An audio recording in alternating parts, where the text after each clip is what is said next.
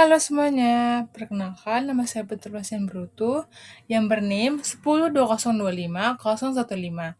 Di video ini, saya akan menjelaskan mengenai probabilitas yang dimana selanjutnya yaitu pengertian probabilitas.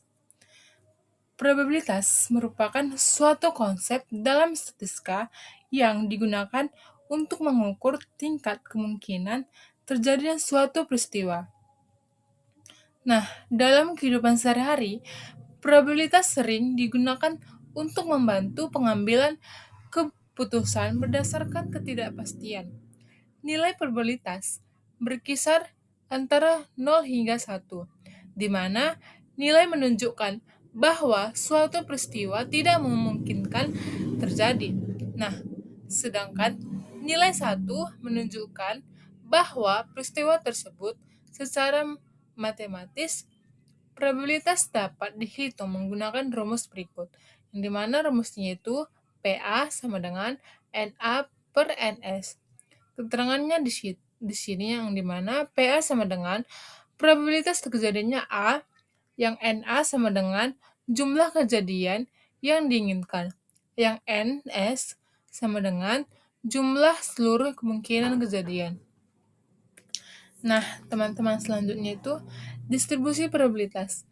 Distribusi probabilitas merupakan satu cara untuk menggambarkan bagaimana nilai-nilai probabilitas tersebar pada suatu variabel acak. Dengan kata lain, distribusi probabilitas menunjukkan kemungkinan munculnya setiap nilai yang mungkin dari suatu variabel.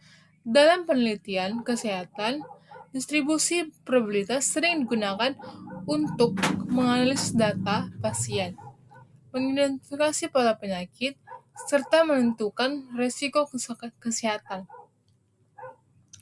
Terdapat dua jenis variabel dalam distribusi probabilitas, yaitu variabel acak, distrik, dan variabel acak kontinu.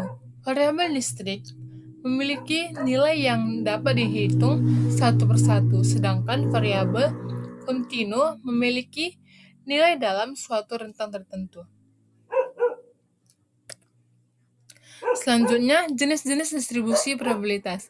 Distribusi probabilitas dibedakan menjadi beberapa jenis berdasarkan karakteristik data yang digunakan. Yang pertama yaitu distribusi distrik, yang dimana distribusi digunakan untuk variabel yang memiliki nilai tertentu dan dapat dihitung secara jelas.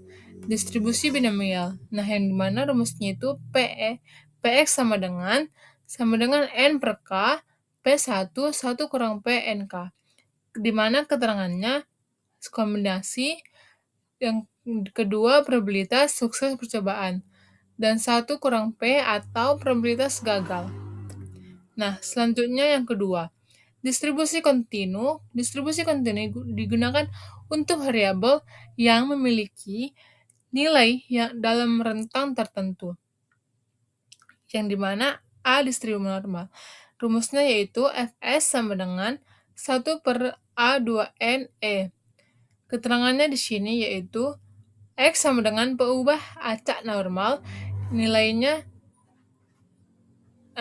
rata-rata, selanjutnya standar deviasi, konstanta yang nilai 314,159, yang konstanta yang nilainya 27828, Fs sama dengan fungsi kepadatan peluang. Nah, selanjutnya penggunaan distribusi probabilitas dalam penelitian.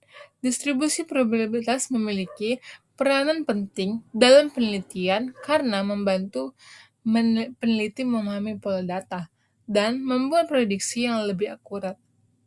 Di dalam bidang kesehatan, distribusi ini digunakan untuk menganalisis risiko penyakit, efektivitas pengobatan, serta evaluasi pelayanan kesehatan. Yang dimana berikut adalah kegunaan utama dari distribusi probabilitas. Yang pertama, deskripsi data. Distribusi probabilitas membantu dalam menggambar sebaran data atau hasil yang mungkin dalam suatu eksperimen atau peristiwa.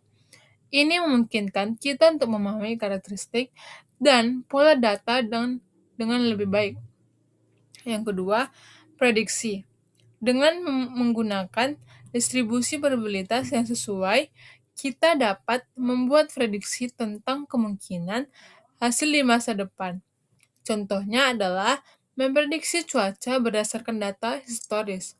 Yang terakhir, pengujian hipotesis, yang dimana dalam statistik diferensial, distribusi probabilitas digunakan untuk menguji hipotesis dan membuat keputusan berdasar sampel data. Contohnya adalah pengujian apakah suatu perbedaan antara dua kelompok adalah hasil dari kebutuhan atau efek nyata. Selanjutnya, contoh penerapan probabilitas dalam bidang kesehatan. Dalam bidang kesehatan, probabilitas ini digunakan untuk menentukan kemungkinan seseorang terkena penyakit berdasarkan faktor risiko. Nah, selanjutnya berikut adalah beberapa contoh penerapan distribusi probabilitas dalam keperawatan. Yang A, prediksi tingkat kesembuhan pasien. Perawat dapat menggunakan distribusi probabilitas untuk memperkirakan kemungkinan seorang pasien sembuh dari penyakit tertentu berdasarkan data historis dan faktor risiko pasien. Nah, misalnya dengan menggunakan distribusi binomial, perawat dapat menghitung probabilitas kesembuhan pasien dengan kanker paru-paru berdasarkan data tingkat kesembuhan pada pasien dengan karakteristik serupa. Yang bagian B, analisis efek samping obat. Distribusi probabilitas dapat membantu perawat dalam memahami kemungkinan terjadinya efek samping obat tertentu. Nah, dengan menggunakan distribusi Poisson, perawat dapat menghitung probabilitas terjadinya efek sampingnya obat yang jarang terjadi pada sekelompok pasien. Selanjutnya bagian C, evaluasi kinerja intervensi keperawatan. Perawat dapat menggunakan distribusi probabilitas untuk mengevaluasi efektivitas intervensi keperawatan tertentu, seperti program pendidikan pasien atau program pencegahan jatuh. Dengan menganalisis data sebelum dan sesudah intervensi, perawat dapat menghitung probabilitas peningkatan hasil kesehatan pasien setelah intervensi dilakukan. Yang bagian D, manajemen risiko. Distribusi probabilitas dapat digunakan untuk mengidentifikasi dan mengelola risiko dalam praktik keperawatan, seperti risiko infeksi nosokomial atau risiko jatuh pada pasien. Dengan memahami probabilitas terjadinya peristiwa risiko, perawat dapat mengambil tindakan pencegahan yang tepat untuk mengurangi risiko tersebut. Nah, dampak kesalahan dalam penggunaan probabilitas dan distribusinya itu, kesalahan dalam penggunaan probabilitas dapat menyebabkan hasil penelitian menjadi tidak akurat.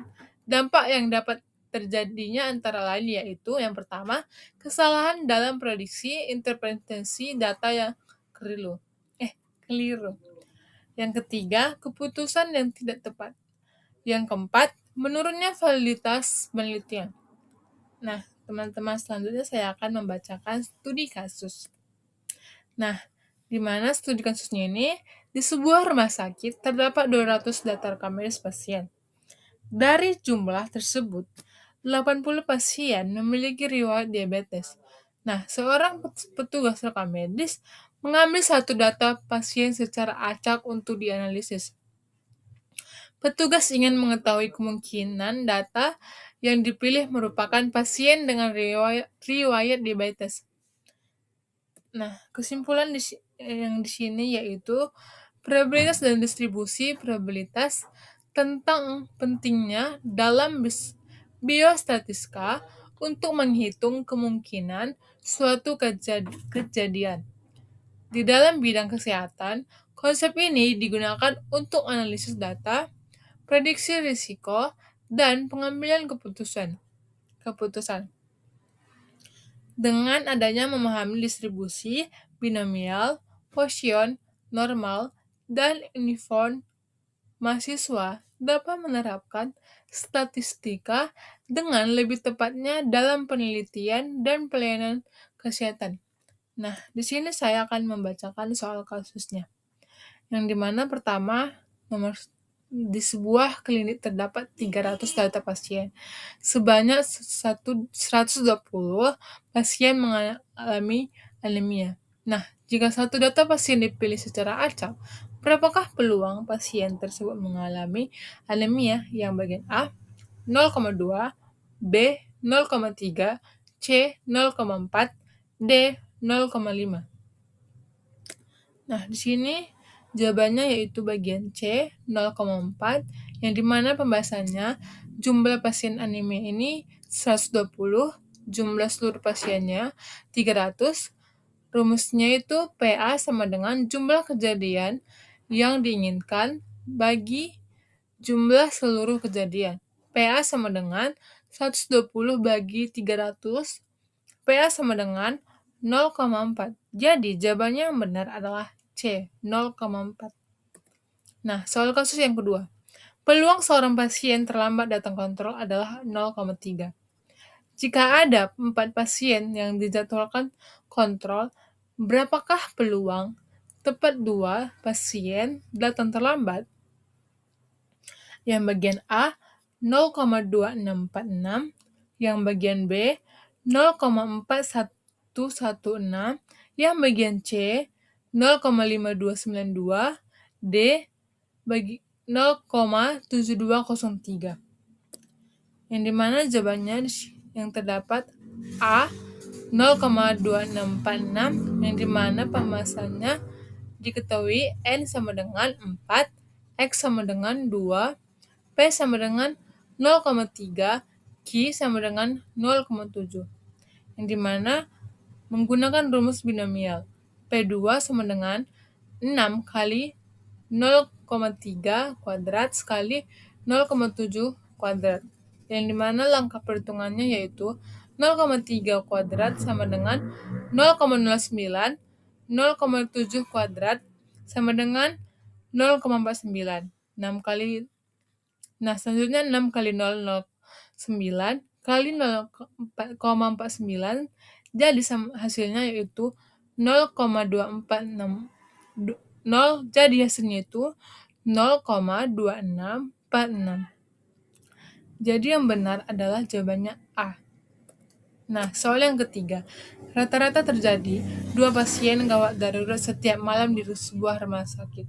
Berapakah peluang terjadi tepat 1 pasien gawat darurat dalam 1 malam? Yang bagian A 0,1353, yang bagian B 0,2706, yang bagian C 0,460, yang bagian D 0,5412.